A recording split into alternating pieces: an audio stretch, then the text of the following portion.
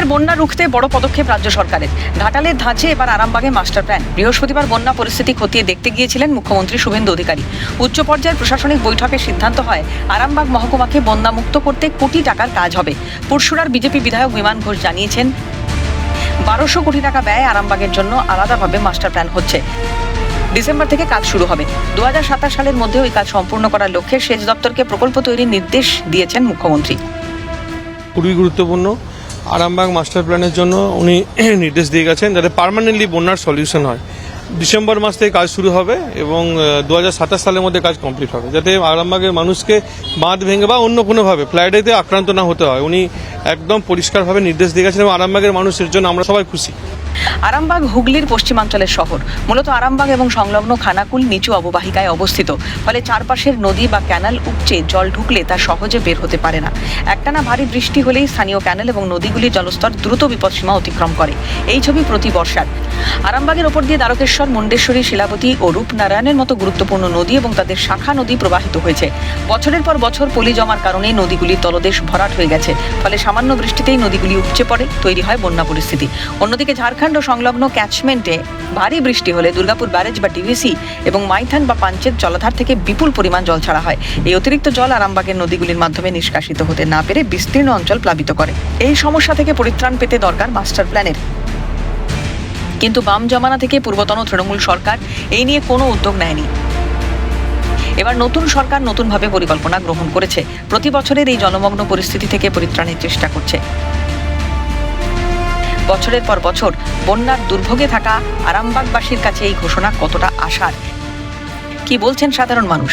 এই পরিকল্পনা বাস্তবায়িত হলে ক্ষয়ক্ষতির পরিমাণ কমবে, দুর্ভোগ থেকে নিস্তার পাবে আরামবাগবাসী।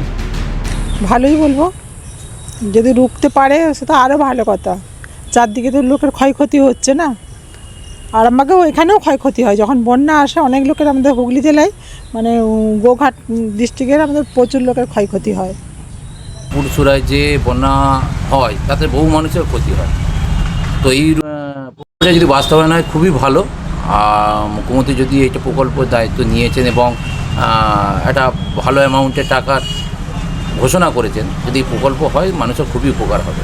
বিশেষ করে ওই এলাকাতে যে বেশি চাষিবাসী মানুষ আছে তাদের খুব উপকার হবে। বন্যার জন্য একটা মাস্টার প্ল্যান ঘোষণা করলো, এটা আরামবাগের মানুষের জন্য একটা বিশাল পাওনা। আরামবাগ আস্তে আস্তে যে ডেভেলপমেন্টের দিকে আগাচ্ছে এবং মুখ্যমন্ত্রী পরপর একটার পর একটা ঘোষণা আরামবাগ মানুষের জন্য, এই আরামবাগ সাব ডিভিশনের টোটাল মানুষের জন্য যে ধরনের পরিকল্পনা নিচ্ছে, এটা আরামবাগের মানুষের একটা বিরাট পাওনা। বিগত তৃণমূল সরকার শুধু মানুষের দুর্ভোগ পরিদর্শন করে গেছে, কিন্তু প্রতিরোধের কোনো ব্যবস্থা গ্রহণ করা হয়নি। বর্তমান মুখ্যমন্ত্রীকে ধন্যবাদ এই বন্যা পরিস্থিতি মোকাবিলায় উদ্যোগ নেওয়ার জন্য। প্রতিটা সরকারই যখন আসে একবার করে আরামবাগে দেখে যায় এবং দেখে গিয়ে বলে এই করব ওই করব। যাই হোক, আমাদের মুখ্যমন্ত্রী মাননীয় কালকে এসেছিলেন। কালকে এসে এই যে 1200 কোটি টাকার প্রজেক্ট ঘোষণা করেছে, যদি হয় বাস্তবায়িত যদি করেন সত্যি আমরা খুব উপকৃত হব। আরামবাগবাসীর জন্য এটা একটা বড় সুখবর। মুখ্যমন্ত্রীর এই ধরনের একটা ঘোষণা দারুণ উপকৃত হব আমাদের। এই আরামবাগ চারটে যে ব্লক মানে বিধানসভা আছে, গোঘাট, বিশেষ করে খানাকুল, আমি খানাকুলেরই বাসিন্দা, আরামবাগ, আপনার পুরসুরা যেখানে বন্যা কবলিত এলাকা, এটা ভীষণ উপকৃত হবে। যেখানে প্রতি বছর বন্যায় চাষিরা ক্ষতিগ্রস্ত হয়, সাধারণ মানুষ ক্ষতিগ্রস্ত হয়। মানবিক মুখ্যমন্ত্রী এরকম একটা দারুণ ঘোষণা 100 দিনের মাথায় সাধারণ মানুষ এবং এখানে আরামবাগবাসী হিসাবে আমরা খুবই উপকৃত হব।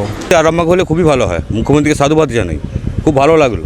এবং পাশাপাশি যেসব গ্রামগুলো আছে, গ্রামগুলো মুন্ডেশ্বরী জল ভেঙে প্রায় বুলনের দিকে আসে, ওই জায়গাগুলো যদি একটু দেখেন মধ্যে মুখ্যমন্ত্রী সাহেব খুব ভালোই হয়। মানে চাষের জমি আমরা চাষ করতে পারি না, প্রত্যেক বছর ডুবে যায়, এখন পর্যন্ত ধান চাষ করতে পারিনি।